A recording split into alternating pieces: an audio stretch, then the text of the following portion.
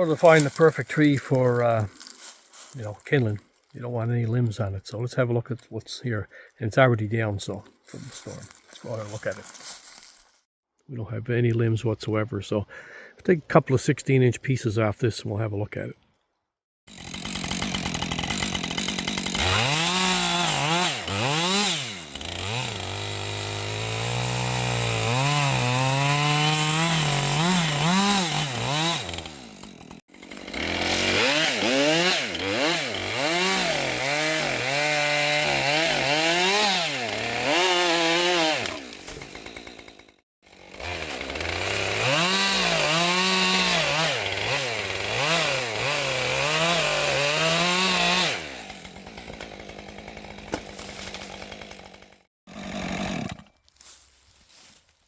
It's a good strip here, and we got a couple of pieces off this stump here, so this is going to make some good kindling, I think. There's no stems whatsoever on this section here, so we got a couple of 16s out of this. We'll get a few 16s out of that one. I'll pick a couple out of this one here, and this one that's still up here. This is just the top of it, so we'll get a few out of here, and not worried about the top because it gets stringier as you get to the top. So maybe I'll go as far as here. You can see the difference in the bark here. This poplar, this is the top, nice and fresh, but as you can see, the stems are starting to get more and more at the top, because what happens here is the tree is canopy, of course, is up the top. They're all fighting for dominance, and so when these trees grow, there's nothing on them until you hit the top. You'll get all the stem wood. So about 3/4 of this tree is pretty much stemless, and that makes good kindling.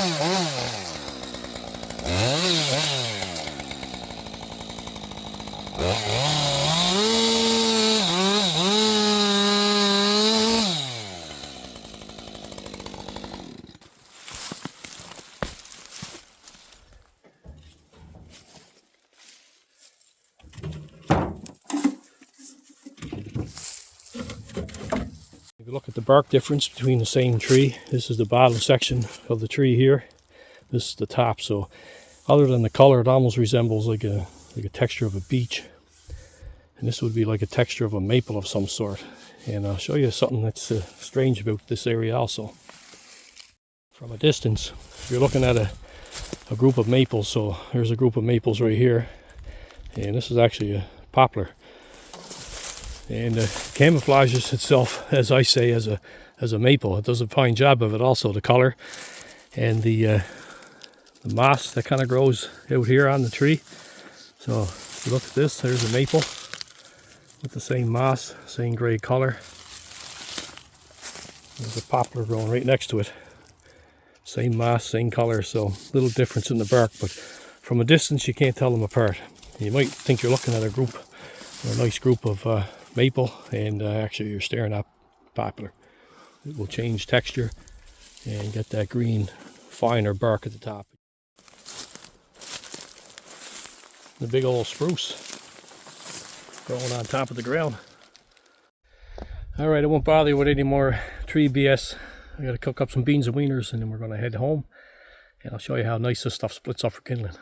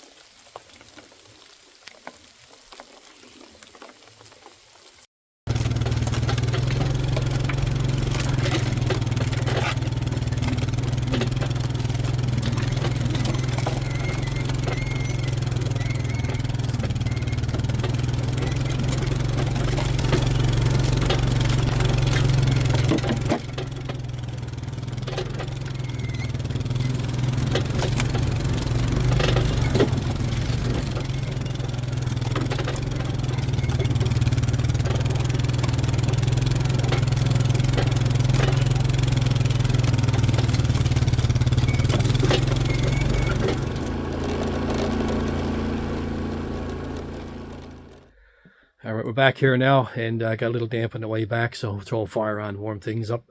And we're going to do what we came here to do and show you how nice this stuff splits up for kindling.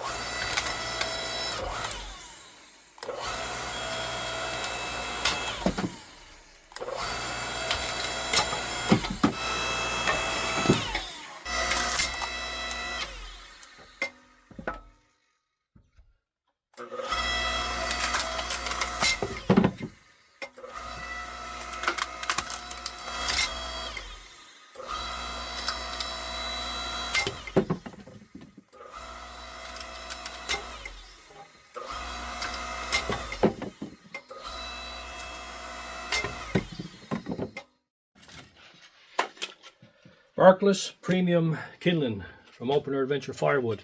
This stuff is going to haul in a big buck, I'd say. I don't think I'm going to get rich off it. Have a look at this here. So that's the bottom section of the tree. This is the top section of the tree. So what I look for is to get in a group of poplar trees, and what they'll do is they'll grow for dominance. The canopy would be at the top, and that's where you're going to get all the stems. So I could end up with a 12 or 14 inch round, maybe 20-30 feet of it, and not be a stem in it whatsoever. If the tree is growing on its own somewhere, it'll stem from the bottom right to the top, and some of the stems can be just as large as the tree itself. So you gotta get in amongst the middle of them where they're going to grow straight up and canopy at the top, and you'll end up with real good splits. So this will split just as good as this, but you know, you're going to get into the gnarly section, and it doesn't make split kindling any fun. So stick to this section here and you'll have no problem at all. You've seen how it pops right off.